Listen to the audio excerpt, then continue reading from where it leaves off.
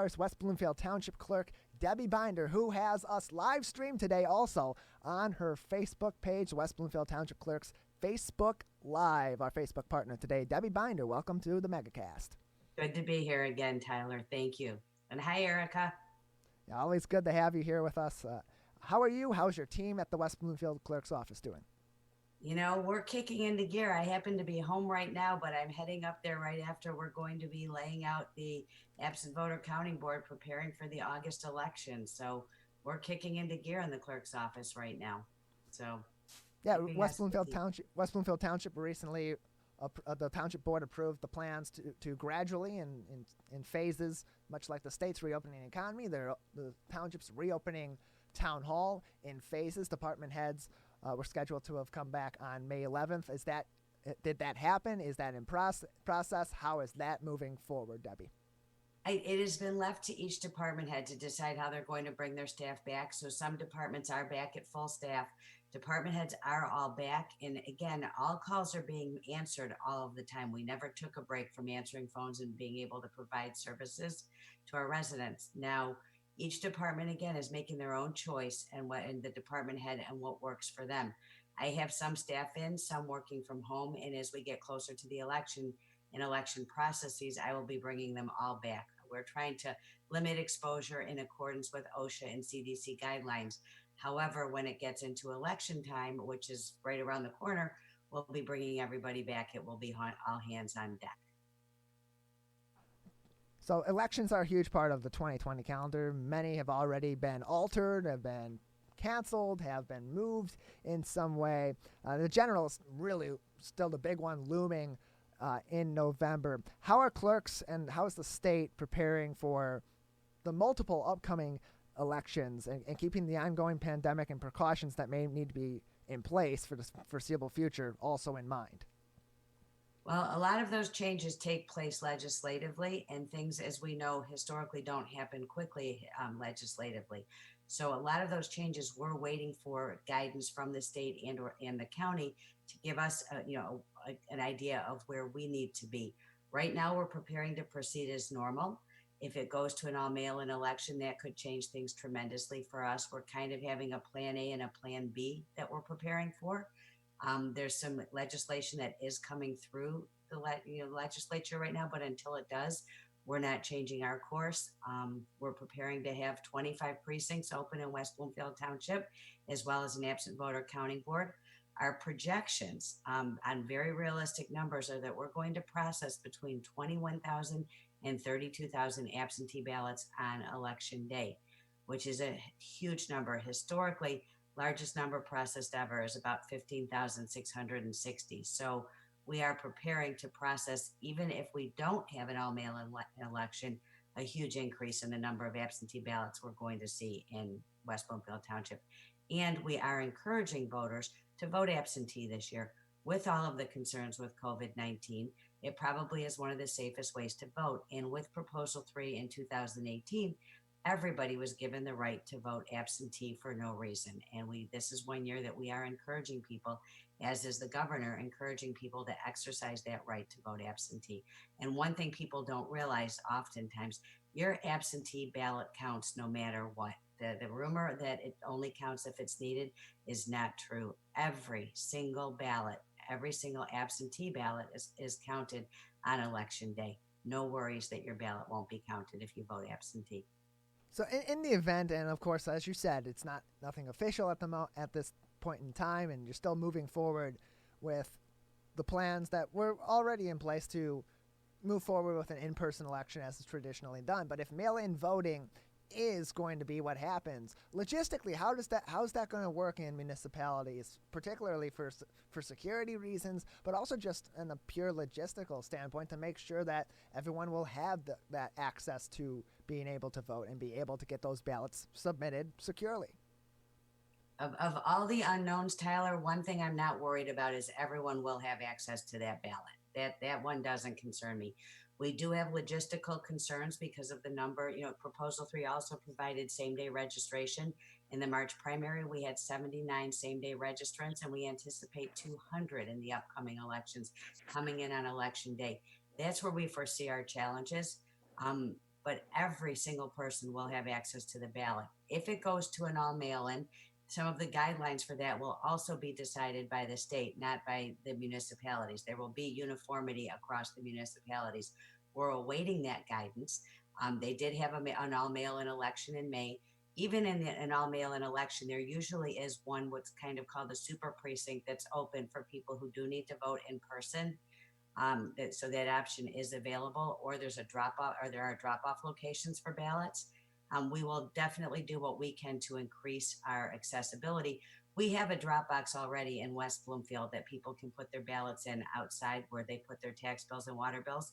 But we are going to be securing a new, larger drop box on the clerk's office side of the building to allow for the number of absentee ballots we know are going to come back in the August and the November election, the August primary and the November general.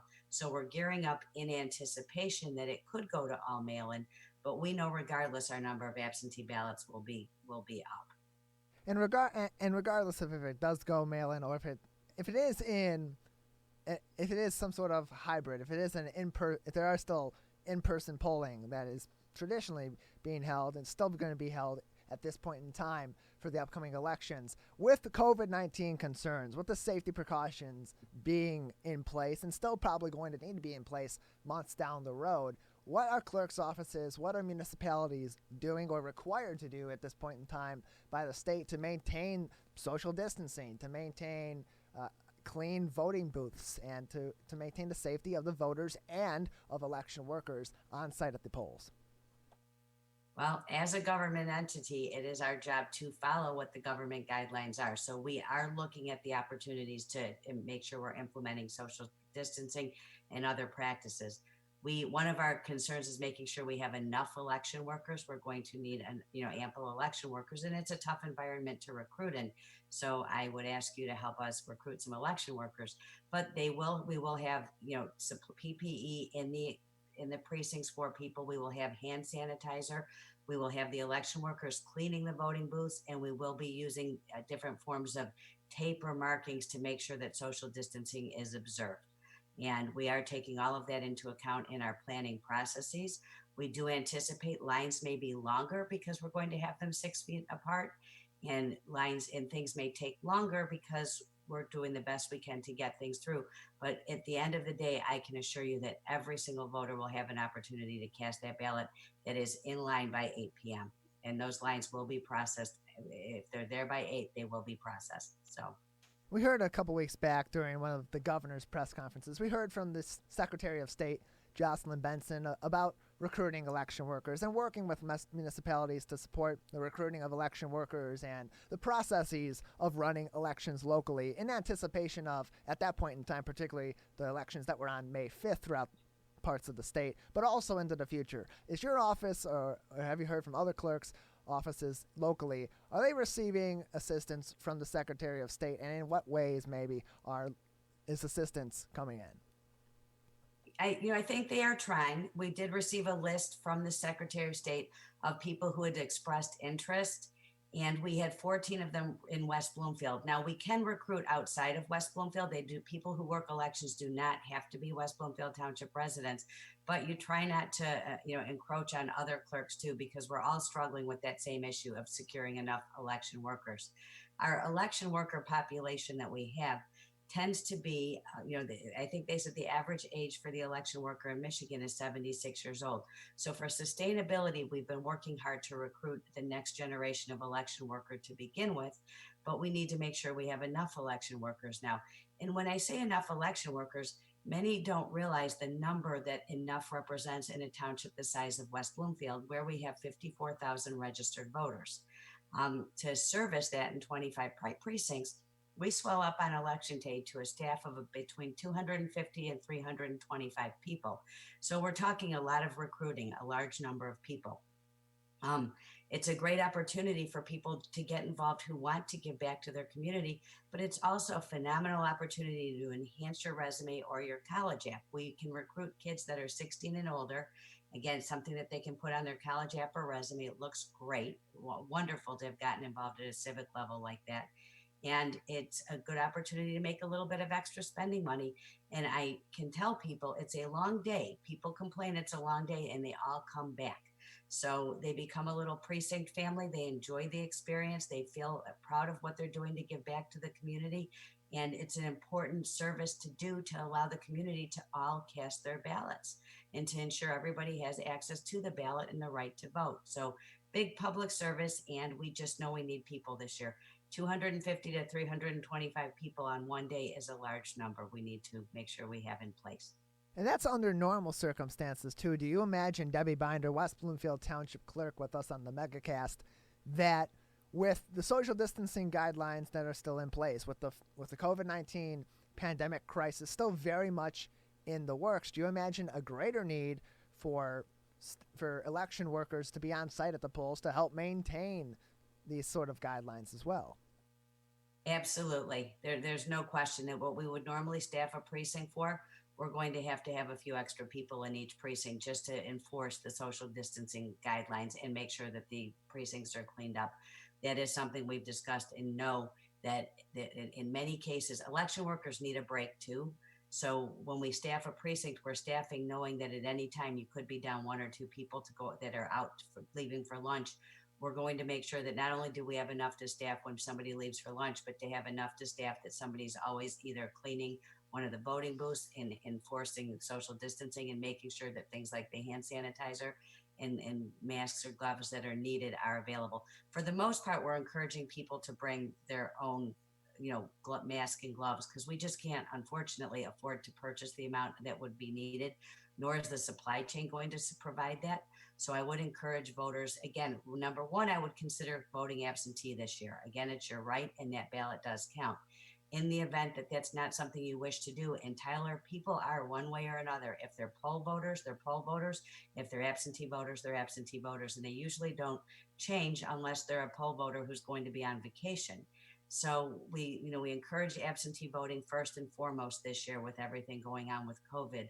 But for those who do come to the polls, again, I would recommend bringing your mask or your gloves and the PPE that you consider essential for yourself. But know that we will be enforcing the governor's guidelines and making sure that we have social distancing and expanded cleaning to keep the precincts as safe as possible. West Bloomfield Township Clerk Debbie Binder joining us on the MegaCast, on our family of stations, and on her office's Facebook page, the West Bloomfield Township Clerk's office's Facebook page. And like you said, you're either a poll voter, you're an absentee voter, you're one or the other. You usually aren't mixing between them. I'm a poll voter, and come these next elections, I'm going to be there with my mask. I'll be taking the precautions. I'll be following the guidelines.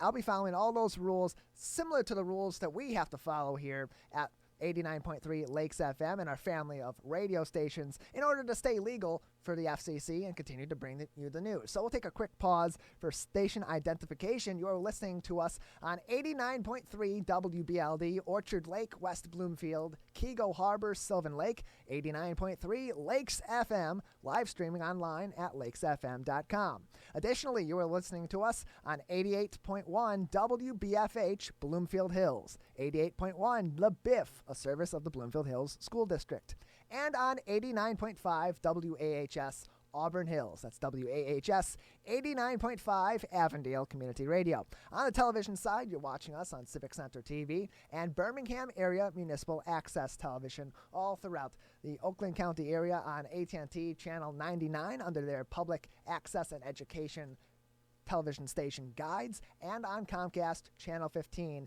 in those municipalities' general areas. Back now with Debbie Binder, West Bloomfield Township Clerk. Debbie, the U.S. Census still going on, still vitally important to our local municipalities.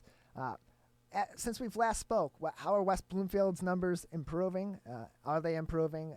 Is it better? Not like I'd like them to. We're improving, and we're going in a positive direction. And the good news is we're close to surpassing what we did in 2010. So in 2010, we had a 77.3% response rate. We're at 77.3% response rate. We're at 74.9% right now. And fortunately, we have had an extension so that everybody can now respond to their census until October 31st. So we do have time to get to and surpass the number that we had in 2010. But I would like to, we're only growing about 1% every 4 or 5 days, which is not what I would be hoping for. So I would encourage people to respond to that census, to respond to their 2020 census. If you self-respond, which is filling it out through your questionnaire you receive online or by phone, you will avoid having somebody come to your door when they do start coming door to door. So it's easy. It's 9 questions. It takes 5 minutes, 10 if you're really slow at doing it, and probably could do it in a record time of 4 minutes. It's worth it to you. It's worth it to your county or to your municipality, because we all benefit from an accurate count. I would like to see that number go way beyond. I would be happy to see it get to 100%, but I would be happy to see it get to 90. West Bloomfield Township Clerk Debbie Binder, have you been in contact with other local clerks in the immediate area around West Bloomfield? Are they having similar troubles with their U.S. Census numbers at this time? It's still, with the deadline being extended into October, it's still relatively early on in the process, so to speak. Are you seeing that other clerks, are you hearing from other clerks that maybe their municipalities are also having some issues getting people to fill these out? Yes, I think that the census right now is not top of mind for many people. Understandably, there are other larger concerns, but there's a wide variety of what the response rates are in other municipalities. They're ranging all over. To give you an idea, we're number 25 right now for the municipalities in Michigan. We were at one point at number, what were we at? I think 13 or 9. It was below 13. We were probably at, I think we were at actually 14. So we definitely have fallen back to 25. I would like to see us get back up in the top in the state of municipalities. But everyone is having trouble getting people and trying to get the word out. That is something on my phone call. We have a weekly phone call with Oakland County chapter of Michigan Townships Association. And that is something we've been discussing, is ways to increase engagement with the census. So I think everyone is looking at a population facing other issues. But the important thing, Tyler, is these issues that we're facing right now when there's an emergency is exactly why that census count is so important. When they look at how they disperse federal funds and what the representation is, they're looking at those census numbers. So when we have a disaster like COVID, as they look at reimbursement and different programs provided for municipalities by the federal government, they're looking at those census numbers. Those census numbers are also important for local use in terms of recruiting businesses and showing them what your population is, and our representation in Congress. But again, as much as COVID is a diversion right now, it should be a reminder of how important it is to make sure that we have a complete count. West Bloomfield Township Clerk Debbie Binder with us on the MegaCast. Anything else you'd like to say? Anything else we haven't touched on that you'd like to speak about before we let you go?